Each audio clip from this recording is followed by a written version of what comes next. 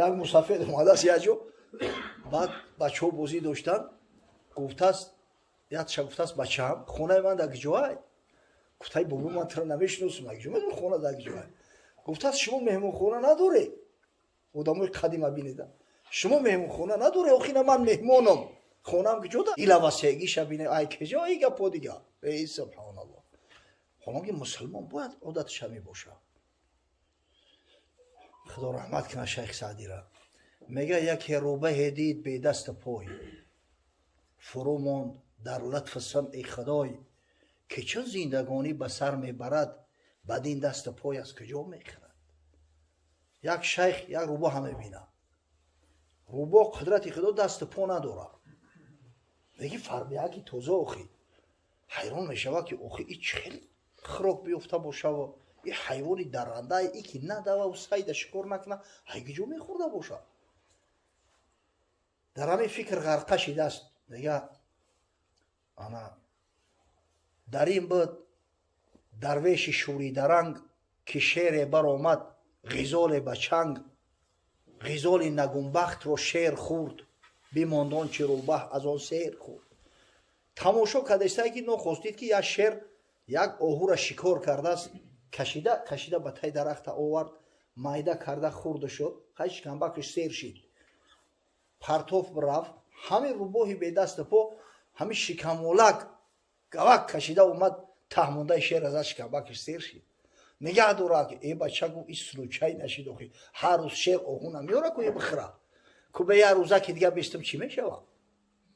دیگر روز باز اتفاق افتاد که روزی رسان قوت یومش بداد در قصه اومده است میگه یه روز دیگه یک شکارچی یا پرنده را میزنه قدرت خدا پرنده میاد در پیش همون روباه میغلطه و روباه میزنه شکم بش سیر ای دیده است که بچه یا بر سلوچای نمیشوه یا لکه این سیستمش یقین مرد رو دیده بیننده کرد شد و تکیه بر آفریننده کرد ای بچه گفت پروردگاره که رزق روزی یا روباهی لنگی بپوره میتا نخو من بنده خدا با شما همین رزق روزی برام قدر نگردونه محیا نکنه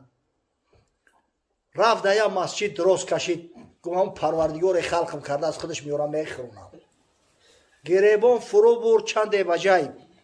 که بخشنده روزی رساند ز غیب نه بیگانه تیمور خوردش نه دوست چه چنگش رگ و استخوان ماند پوست سه شبانه روز در مسجد میسته قدرت خدا نه یا شناس و نه یا بیگانه یا تکنونش نمیارن قاق زده است میگه همین رنگی یا اسباب موسیقی است چنگ میگن دیدهش همین فقط سکله داره و چهار تا تور هیچی دیگه نداره دروش خولی های چه صبرش نماند از ضعیفی و هوش این گشنگی بسیار از بینایی مرگزیده را خوب میبره و گشنه را نه دیگه به تو قصد شد روزی سیما که قصدی بر اومدن کرد چه صبرش نماند از ضعیفی و هوش زی دیواری محرابش آمد به گوش بیرو شیری درنده باشه دغل مینداز خود را چرا باهی شل همین وقت میگه این محراب یا آواز در گوشش اومد که او خونه سوخته واقعه را دیدی او میمری این شیر عبرت بگیری تو چی پوتا با پو یک روبای شل درست کردی چه مردم بر رنج روحت رسون مخنس خرد دست رنجی کسان او دیدی که شیر شکار کرد آورد خورد تهمونده شبای یک مخلوقه که دیگه گریف خورد انا میتونم تا مرد شا غیرت که خودت بخو تهمونده تو با یک کس برسه همه هر کس رزق روزی خشم میخوره نه که هم رزق روزی را بیاد در سری دسترخوان تو بخوان این کم دولت های کسی نیک باشد به هر دو سرای که نیکی رساند به خلق خدای همه اطعام هم کاری جوان مردو های بچه ها در روسیه بسیار انوخی میدونید میبینید همون روسایی که در روسیه زندگی میکنن هم یک کاری توجیکو همش اقرارن قایلن تصدیق میکنن که حقیقتا مردمی بانمکن گستی پریم نی نرود میگن باور کنه یا تشخیصه کرد گفت همین 91 ده زندگی میکرد از زمانوی همین یا وقتو الحمدلله همین اوشینه ها رو هم تریو سر رشیده بود میگه یک سحر فیرودم کردن که کلی هست پوسکایسا شوم دیلا گفتن اوشینه ها اومدم میگه زدم بچه همین تمامی نوش و نعمت هست یخی و پرسیدم میگه سکول کسی میدیا که گفتن هی فی سبیل الله ای خلیه با روز دیگه کلی از پوسکایسا میگم من حیران میشم که اوخی یک خونم دو مهمون میوید ابور خوندن نمیتونم این مردم اگه جا میورده باشم من گفتم کسی در راه خدا اگر همی سعی کرد خدا من رزق روزش خودش مهیا میکنه خدا که نه تا اگه جا میکنه او خیر و خیر همین در دست یک گلک اگر یک پیازی کونی باشه بوده که به عقل کوی دستش بگی گریه و چوغوک میکشه نگه یا سیوه که یا اپلسین بگی دروزش که خودش پیاز دنگل میتاو همون سیوه میگیره من همین اطعامم در مقابل اون نعمت و رزق روزی که خدا میته میشنم پیاز در مقابل سیوه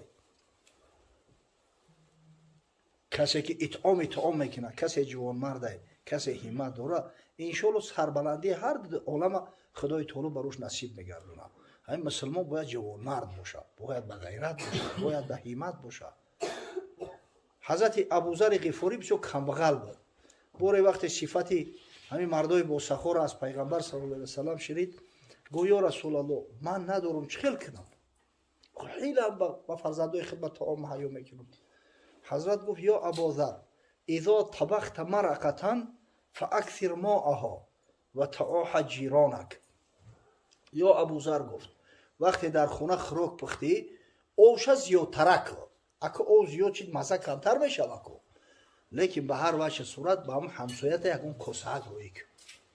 اینه ترم در قطوری هم داخل میشه انا کاری خیر باید در بین مسلمان ها باشه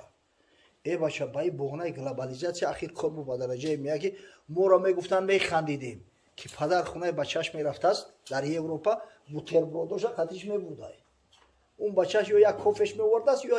یا چای ای زیاد نمیورده است کاری خدای اگر به شرطی که همین سنت پیامبر ای بای مگم شوه اخیر هم بلو در سری ما را میآید و صلوا و الناس نیام سوم توصیه که پیامبر صلی الله علیه و سلم کرد گفت به شب نماز بخونه در حالی که مردم خواب هستند خشاب حال جوان مردگی شب خیزه شب زنده بگذار شب زنده دار هم نباشه اما قبل از نمیدن صبح صادق میخیزه و لا اقل در رکعت نماز تهجد به خاطر الله میخونه اصلا سنتش کو 8 خشاب حال کسی که 8 میخونه نگم لا اقل همین در رکعت نماز بخونه با خدا قسم از همین تمام اینوش نعمت دنیا و تمام همین کیف صفای دنیا را بالاتر و بالاتر بسیار نعمتی بزرگی حضرت صلی الله علیه و سلم صحابه را تأکید کرد در شخصیت صحابه همه ما و شما را حضرت گفت علیکم بقیام لیل بر شما بود قیام شب فانه دأب الصالحین قبلکم زیرا این عادت مردای صالح پیش از شما بود در تاریخ بشریت هیچ پیغمبری هیچ اولیای هیچ بزرگ خدای هیچ عالم حقیقی نگذشته است که قیام شب نداشته باشه تصور کرده نمیشه که مسلمان حقیقی باشه و قیام شب نداشته باشه فانه قربة الی ربکم و تکفیر للسیئات و منهاة للإثم زیرا همین قیام شب سبب قریب شدن تو به سوی پروردگار میشود با واسطه همین قیام شب خدای تعالی گناههای شما را کفارت میکنه امر میکنه که همون گناههای صغیره را هم محو کنه اینامه اعمالی بنده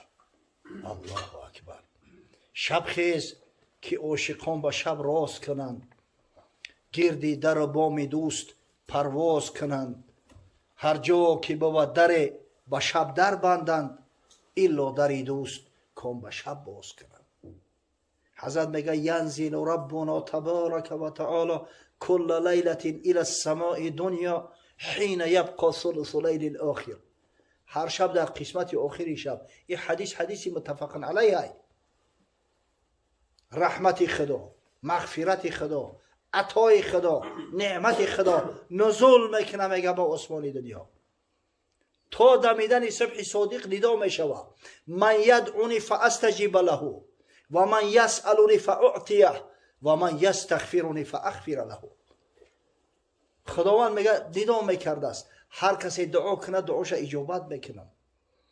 هر کسی از من چیزی طلب کنه مرادش حاصل میکنم هر کسی اگر به شرط طلب آمرزش گناه کنه گناهش محو میکنم همین هم مشکلات در سرمون بیا 100 کس زنگ میزنیم 100 مرد و مرد درش بریم میکوبیم. اوه خدا طلب کن